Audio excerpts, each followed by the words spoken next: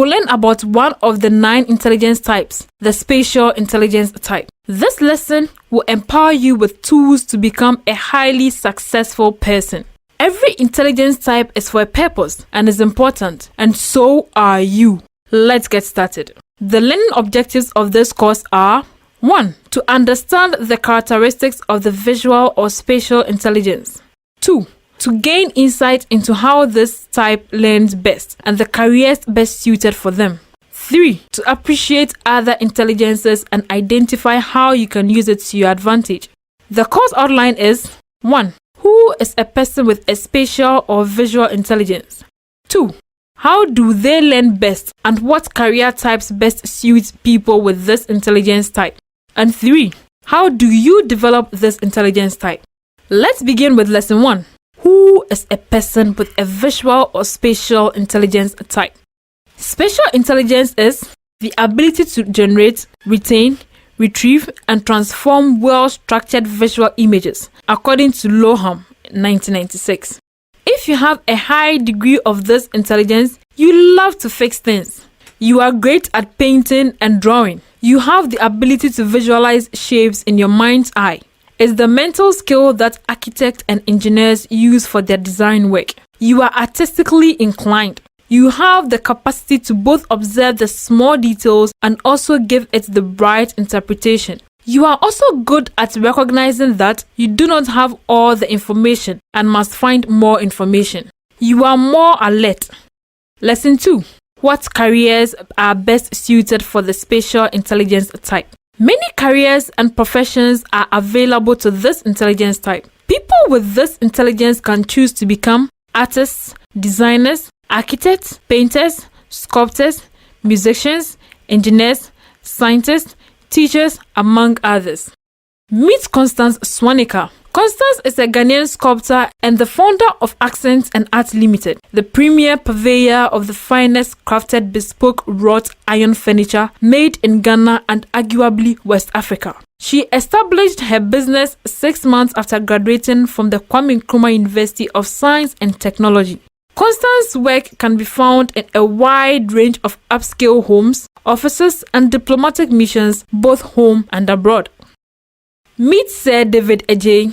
Sir David Adjaye is recognized as a leading architect of his generation. Adjaye was born in Tanzania to Ghanaian parents, and his influences range from contemporary art, music and science to African art forms and the civic life of cities. In 1994, he set up his first office, where his ingenious use of materials and his sculptural ability established him as an architect with an artist's sensibility and vision. He reformed his studio as Adjaye Associates in 2000. The firm now has offices in London, New York, and Accra, with projects in the US, UK, Europe, Africa, Asia, and the Middle East. Meet Bubu Niang. What tools does an artist use? Brushes and palettes, you say. But do you know that Bubu Niang, a Senegalese artist, can paint with whatever he can lay his hands on? And not only this, but he can also draw with his eyes closed or standing behind the canvas. From boxing gloves to cycles or brushes held between his teeth, this Dakar-based artist can paint in very unconventional ways. Bubu is not only original in his approach to painting, but is also perfect in his craft. Talking to the BBC, Bubu said, "For me, art is freedom. I find it easier to paint upside down. It's not only easier, but it's quicker. Some people think I'm crazy. Others think I'm fake. But it's normal for some people to have that reaction." Meet Akiane Kramarik. Akiane is an American poet and painter. At age 4, she began expressing her complex visions through drawing, utilizing whatever medium she found, including charcoal, fruits, candles, vegetables, you name it. At age 8, she was quoted as saying, "Only when we are filled with light, we cannot live unnoticed." At age 9, she was discovered and featured by Oprah Winfrey on her show, and she published a book at age 10, chronicling her successes. She has since received over 450 million visitors to her online gallery. Meet Kieron Williamson. He is a watercolor, oil, and pastel artist from Holt, Norfolk, in England.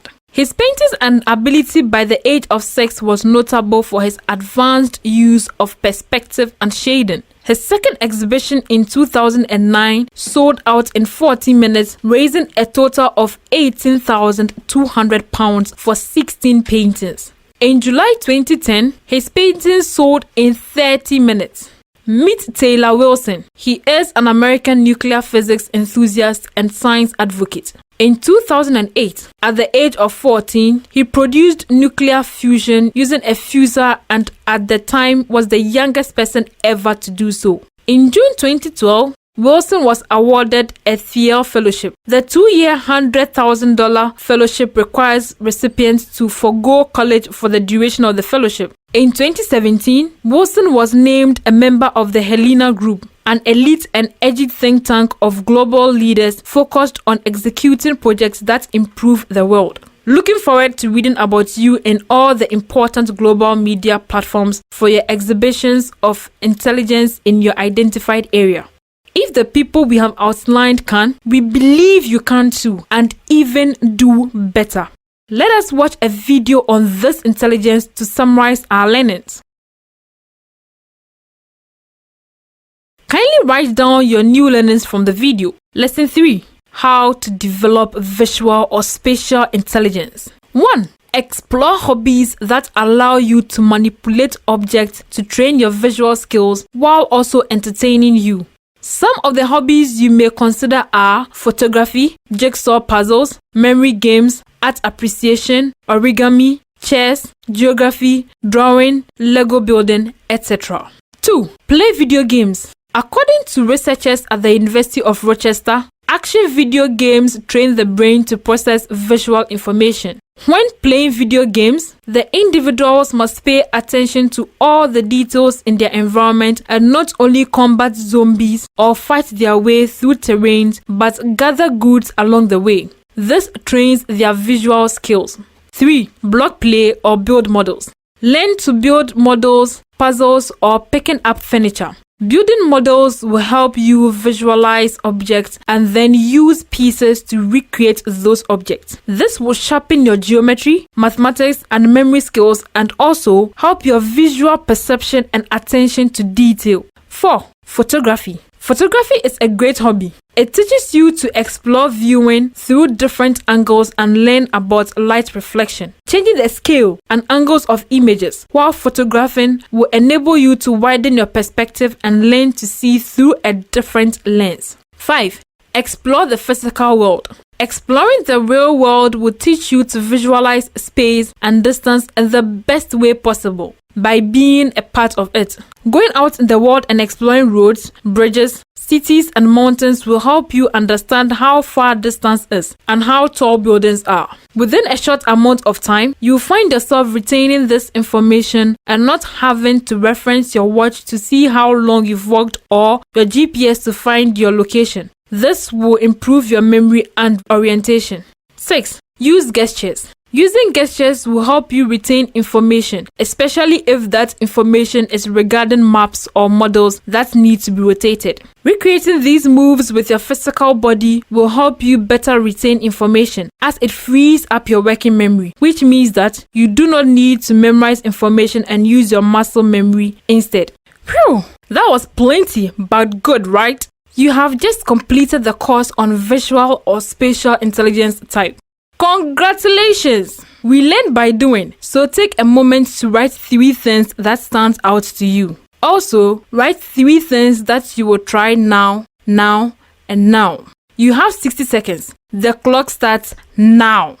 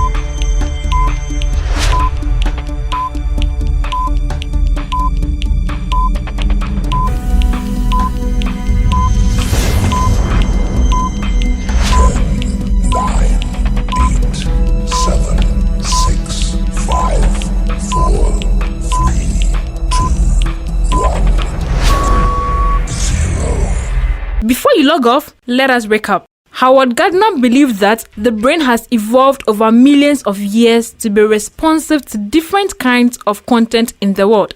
Language content, musical content, spatial content, numerical content, etc. We evolve as humans every day. Spatial intelligence is the ability to visualize shapes in your mind's eye. It's the mental skill that architects and engineers use for their design work. To build and develop spatial intelligence, you must develop your ability to generate, retain, retrieve, and transform well-structured visual images using the everyday things around you. So now that we have learned about the visual or spatial intelligence type, it becomes your responsibility to develop this intelligence in order to be able to observe and interpret the obvious and the obscure. You now understand the strengths of this intelligence and what some famous people have been able to accomplish thus far. You've done exceptionally well. It's time for your gem step. A gem step is an assignment that helps you to make better daily choices and become better. Take a picture of yourself. Paint or draw the picture you see using any art form. With mom and dad's permission, try and change how your room looks now by changing positions of things like the bed or wardrobe to change your perspectives. Share your findings with us at ask@leadafrique.org. Thank you for spending this time with us. Be sure to practice your gem step and share your experiences with us. Until we see you again on the next course, remember, we are here to cheer you on to greatness.